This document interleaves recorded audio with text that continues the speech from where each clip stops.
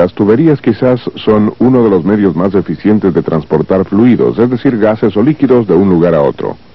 Probablemente hay muchos kilómetros de tuberías en su planta. Algunas tuberías solo sirven como medio de transporte. Son un modo conveniente de mover el fluido de un lugar a otro. A veces están vacías y a veces llenas. Pero si el fluido que circula a través de una tubería es esencial a la operación de determinado equipo, el saber si hay o no flujo de fluido por la tubería es de importancia crítica, de modo que se conecta un instrumento al tubo para que indique el flujo.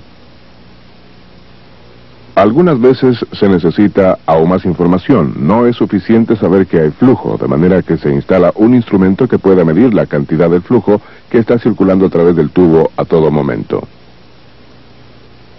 Y cuando hay instrumentos instalados para indicar o medir el flujo, también participan ustedes. Serán los responsables de comprobar que los instrumentos están funcionando exacta y eficientemente. Lo que haremos en este programa será examinar algunos de los aspectos fundamentales del flujo y los dispositivos para medirlo. Empezaremos por repasar algunas de las características básicas de los fluidos. Luego examinaremos un conjunto de dispositivos que se emplean para medir la presión diferencial.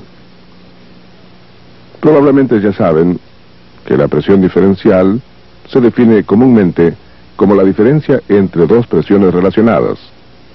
Y todavía más importante, la diferencia medida entre dos presiones relacionadas pueden convertirse en medidas de flujo, ya sea matemáticamente o mediante instrumentos hechos para ese fin.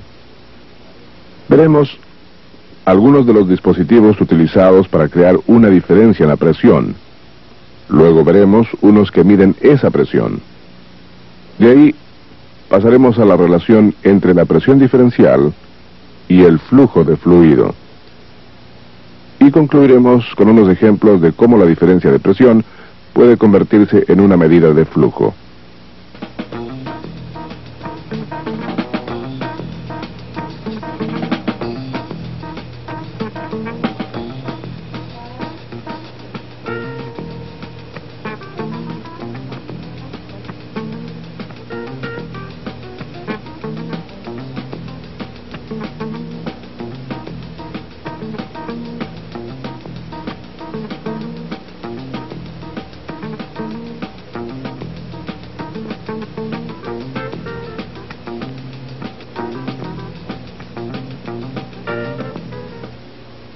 Hay muchas formas diferentes de determinar cuánto fluido está circulando por un tubo.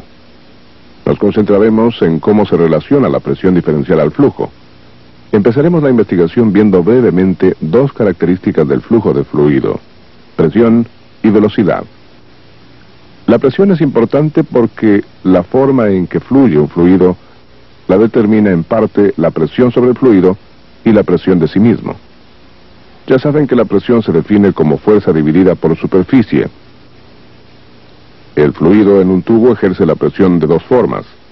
Ejerce presión en el sentido del flujo y también ejerce presión contra las paredes del tubo por el cual fluye.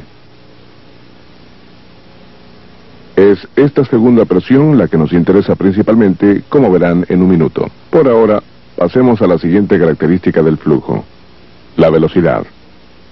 La velocidad con que fluye un fluido está directamente relacionada al flujo. La velocidad también tiene un efecto importante en la presión que ejerce sobre las paredes de un tubo. Si se cambia la velocidad de un fluido en un tubo, se cambiará la presión sobre las paredes del tubo. Esta es una ilustración en corte de un pedazo de tubo a través del cual fluye un líquido. Lo podemos utilizar para ver exactamente cómo los cambios en la velocidad causan cambios en la presión ejercida sobre las paredes del tubo. Hemos llamado este punto A y este punto B. Como pueden ver, el diámetro del tubo en el punto A es mayor que el del punto B.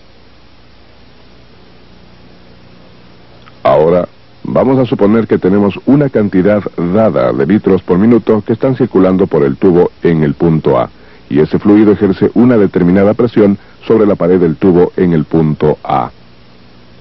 Ahora es lógico que la cantidad de litros por minuto que está saliendo por el tubo en el punto B tiene que ser igual a la que está entrando por el punto A.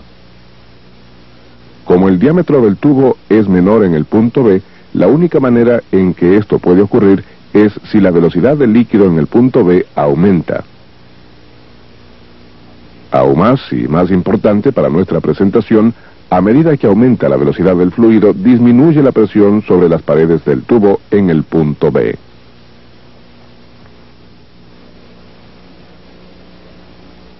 En otras palabras, un cambio en la velocidad del flujo causará un cambio en la presión diferencial. Esto es algo importante que tienen que recordar, porque a medida que avancemos, verán cómo los cambios en la presión sobre las paredes del tubo, ocasionados por cambios en la velocidad, pueden utilizarse para medir el flujo del fluido. Además de causar cambios en la cantidad de presión ejercida por un fluido, la velocidad también afecta la clase de flujo. Los dos términos que normalmente se emplean para describir el flujo son laminar y turbulento. A velocidades generales relativamente bajas, el flujo tiende a ser laminar, o en líneas de corriente. El flujo fluye uniformemente en capas. Las capas en el centro del flujo tienen más velocidad que las capas exteriores. Esta disminución en la velocidad de las capas exteriores se debe a la fricción entre el fluido y las paredes del tubo. Si aumentamos la velocidad total del flujo, aumenta el movimiento irregular dentro del mismo, y ya no es en líneas de corriente, se torna turbulento. El movimiento irregular afectará la presión ejercida sobre la pared del tubo, y en muchos casos, este es un efecto negativo. Más adelante veremos algunos dispositivos que se utilizan para reducir la turbulencia y controlar sus efectos. Por ahora, veamos algunos de los términos que se utilizan para expresar el flujo. El flujo generalmente se expresa como una medida de masa o volumen con respecto al tiempo. El flujo de la masa generalmente se mide en kilogramos por hora, kgph, o kilogramos por minuto, kgpm. El vapor es un fluido que generalmente se mide en unidades de flujo de masa. Las medidas de agua de enfriamiento, por otra parte, generalmente se expresan en términos volumétricos. Por ejemplo, el agua en un tubo de enfriamiento normalmente se expresa en términos de litros por hora, LPH, o litros por minuto, LPM. Estos términos generalmente son expresiones de medidas de caudal.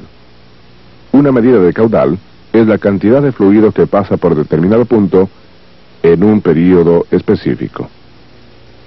Ahora, veremos algunos